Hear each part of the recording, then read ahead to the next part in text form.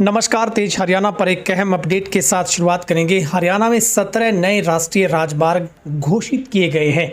हरियाणा में अब परिवहन तंत्र को मजबूतीकरण देने की दिशा में नए हाईवे का निर्माण तेजी से किया जा रहा है। इसी कड़ी में हरियाणा में नए 17 राष्ट्रीय राजमार्ग घोषित किए गए हैं।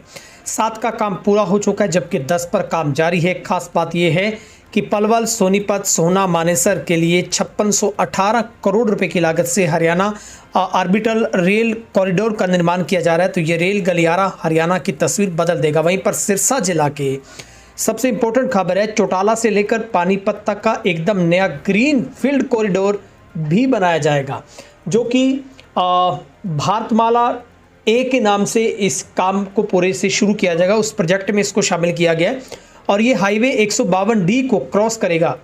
और इस हाईवे के बनने के बाद डबवाली और सिरसा के लोगों का पानीपत में सड़क मार्ग के जरिए सफ़र बिल्कुल आसान हो जाएगा। और ये हाईवे गांव चौटाला से होते हुए रोड़ी, उकलाना, बरोदा, अलेवा, संफीदो, सिवाहा आदि कस्बों से होते हुए पानीपत तक पहुंचेगा। यानी कि करीब करीब 13 से 14 ऐसे बड़े शहरों को ये जोड़ने का काम करेगा। यही नहीं, दिल्ली से कटरा तक बन रहे ग्रीनफील्ड कॉरिडोर से भी इसे कनेक्ट किया जाएगा।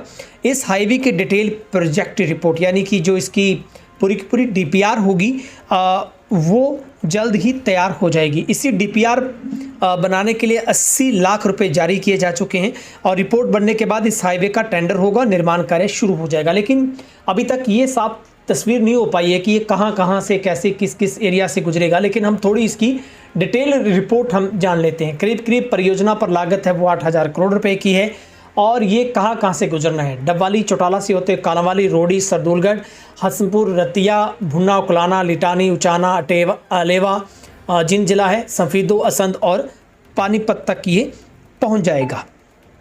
इस ग्रीनफील्ड कॉरिडोर बनने के बाद बीकानेर से देहरादून तक की सीधी कनेक्टिविटी हो जाएगी। तो वहीं सफ़र लगने वाला समय भी अब आधा रह जाएगा।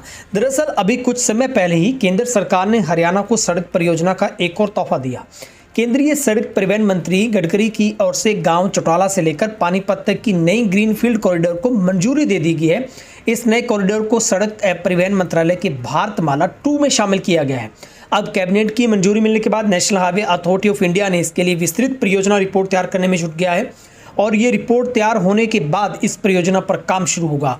सबसे इंपॉर्टेंट बात है कि परियोजना अकेले चौटाला से पानीपत तक नहीं होगी, बल्कि इसके जरिए उत्तरांचल की राजधानी देहरादून की सीधे बीकानेर से भी कनेक्टिविटी हो जाएगी। इस कॉरिडोर के बनने के बाद देहरादून से बीकानेर तक का लंबा सफ़र सिर्फ 8 घंटे में कटेगा। इस परियोजना को काफ़ी महत्वपूर्ण माना जा रहा है। ये एक परियोजना सैन्य नज़रिए से भी काफ़ी खास मानी जाती है और ये एक बहुत महत्वपूर्ण कॉरिडोर भी साबित होगा। और डबवाली पानीपत एक्सप्रेसवे के नक्शे में मध्य हरियाणा शामिल होगा, जिसमें 7 राष्ट्रीय राजमार्ग जुड़ेंगे। NH 52, 9, NH 152, Ambala, Kotputli, NH 54 की बात करें तो इसमें पूरे के पूरे ये जिले भी इसके अंदर सारे जुड़ेंगे। औद्योगिक विकास होगा, कृषि में लाभ होगा, रियल एस्टेट विकास में भी इसमें काफ़ी अच्छा जो मौका मिलेगा। तो कई कस्बे और गाँवों को जोड़ेगा। नतीजन ये औद्योगिक विकास के लिए उत्प्रेरक का काम करेगा। सड़क से आपूर्ति श्रृंखला को बढ़ावा मिलने की उम्मीद है। खास करके पानीपत में परिवहन लागत कम होगी, स्थानीय अर्थव्यवस्था को बढ़ावा मिलेगा और बाजार तक आसानी से पहुंच होगी। उपज को अधिक कुशलता से परिवहन तक पहुंचाएंगे। और डबवाली जिस तरीके से कॉटन बेल्ट और सिट्रस का केंद्र इसको माना जाता है, तो यहाँ से भी व्यापार को बढ़ावा मिलेगा। और पूर्व में रहे जो उप मुख्यमंत्री दुष्यंत चौटाला के सबसे इंपॉर्टेंट इसमें प्रयास रहे, जिन्होंने इस कॉरिडोर को खोलने में इंपॉर्टेंट योगदान दिया और उनके समय में ही इसको मंजूरी कर दिया गया था। लेकिन इसके बाद इसकी जो DPR पे काम नहीं हो पाया।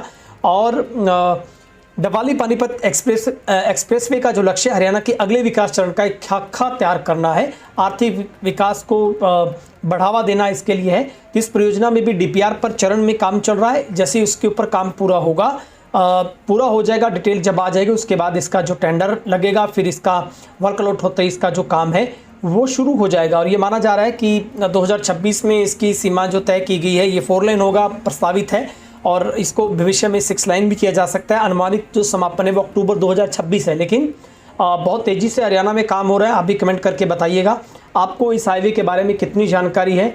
और ये एक्सप्रेसवे भारत की नेशनल इंफ्रास्ट्रक्चर जो पाइपलाइन NIP का भी हिस्सा है और इसे 2021 में लॉन्च किया गया था।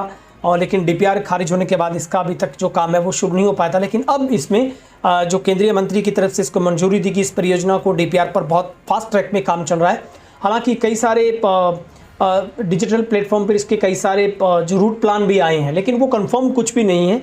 हम ये नहीं मान सकते कि चौटाला से कहाँ से होते हुए ये गुजरेगा, लेकिन कई सारी मान्यताएं चल रही हैं। लेकिन जैसी पूरी डिटेल मेरे पास आएगी तो हमारे दर्शकों तक ये जानकारी मैं हर सूरत में पहुंचाऊंगा कि इसका सही जो रूट प्लान क्या होगा, ये चौटाला से शुरू होकर कहाँ से गुजरकर कालांवाली से निकलकर कैसे ये आगे एंटर करके पूरे पानीपत तक पहुंचेगा।